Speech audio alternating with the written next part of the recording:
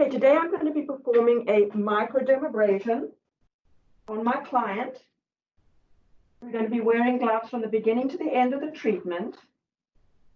So the first thing we want to do is we want to make sure that the client is a candidate for the service today.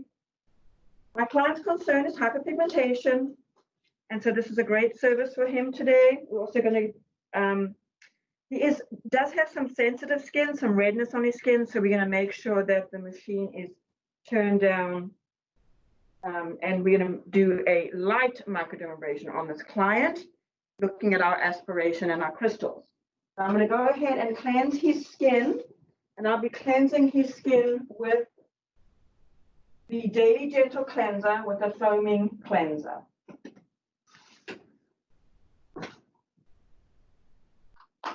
Because we want to make sure that we degrease and defat the skin.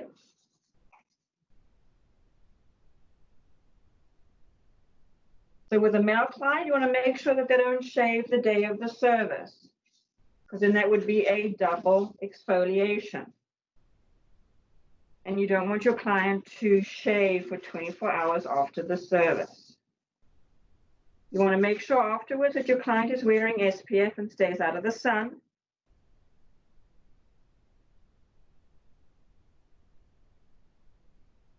So we are going to cleanse the skin twice with the Daily Gentle Cleanser to thoroughly degrease and defat the skin prior to the microdermabrasion.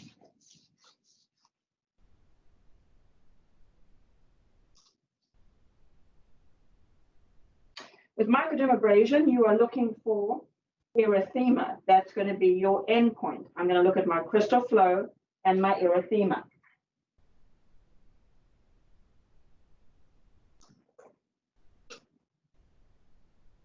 So once you have cleansed the skin twice, we're going to degrease the skin with our clarifying toner. You can use alcohol as well.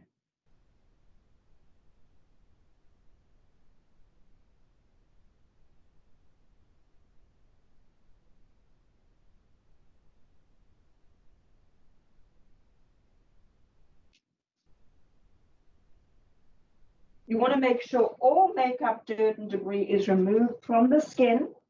And you also want to make sure the skin is dry prior to the microdermabrasion. You do not want the microdermabrasion to basically suck up moisture into the machine and damage the machine.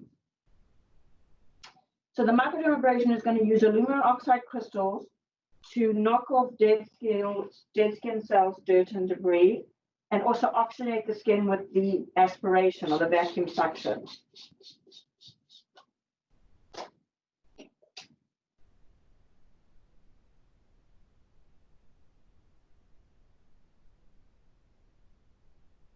Do include the neck, so I'm going to go ahead and degrease the neck.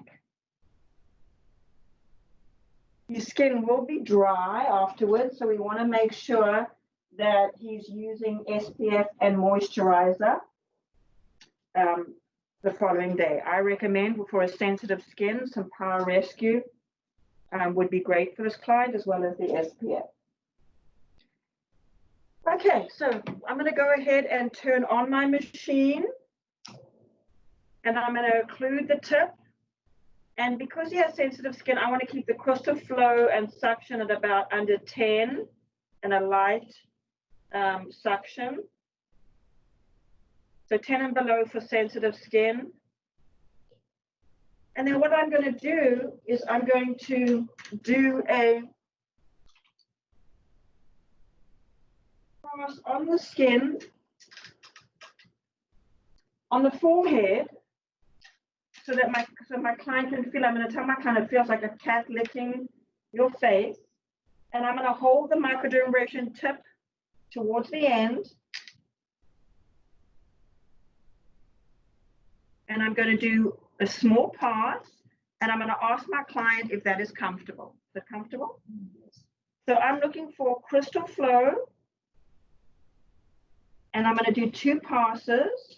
And I'm going to hold the skin taut, because clients with loose skin, we can cause a tear, or we can it can basically give the client a little hickey.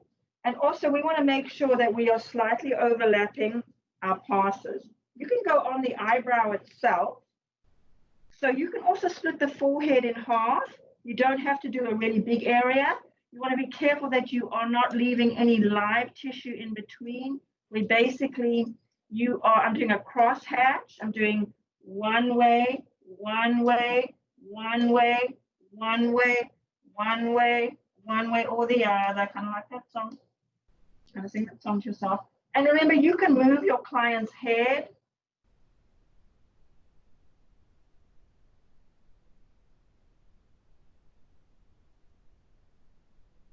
I like to do the face in sections. And look how he has a lot of redness here on the cheeks. So I'm going to do the rest of the face, and I'm going to turn down the suction and the crystal. I'm only going to do one pass on the areas that look more sensitive.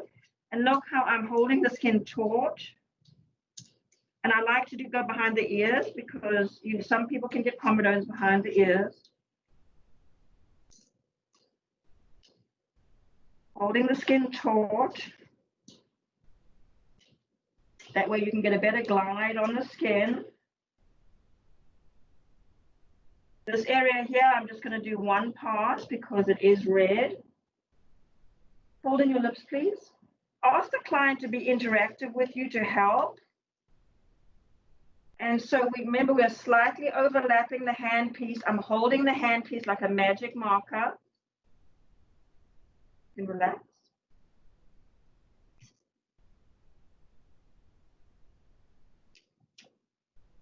The nose, I can go down the bridge of the nose, and then I just like to do half moons. Clients can breathe out of one nostril, so don't be afraid to close the one nostril and then move your handpiece. And 2 passes are enough. Again, look how I move the face, and I can move myself and position myself.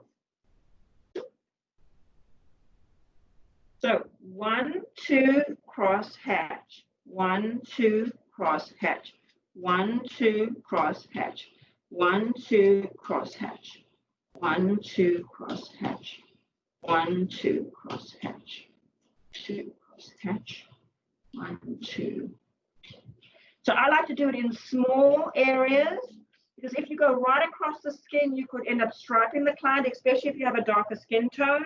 And you also want to make sure that your client, basically your passes must slightly overlap.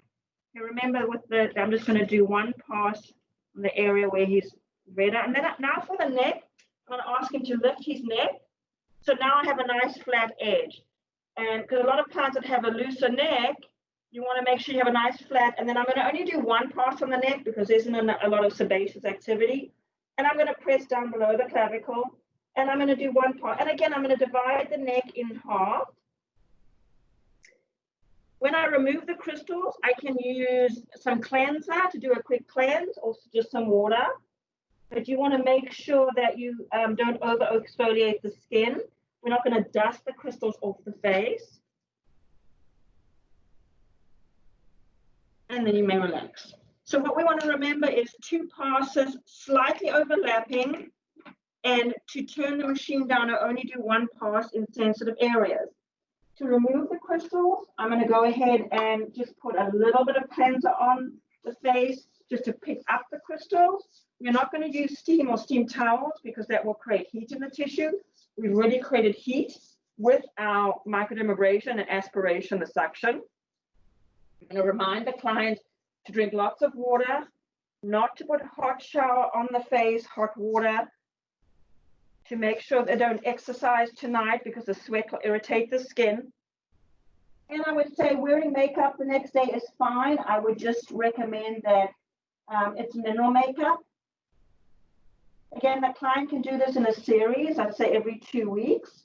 You want to not have any waxing 1 week prior, 1 week post. No retinol or retin-A 1 week prior or 1 week post. After this part of the facial, you can do your extractions, tone, mask, massage the hands, and then prepare your prescription as well as your analysis chart. Remember that the client really, if they had an oily acne skin, could probably do this every 2 weeks, but once a month is great, and always in a series to really plump the skin.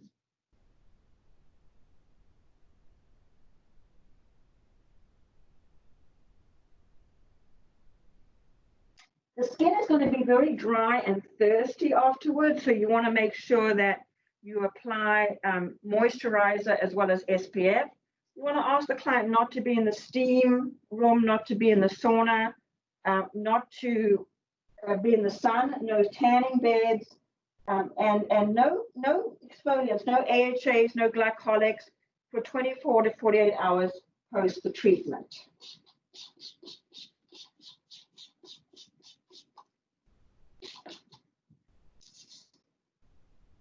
So you don't always have to do 2 passes.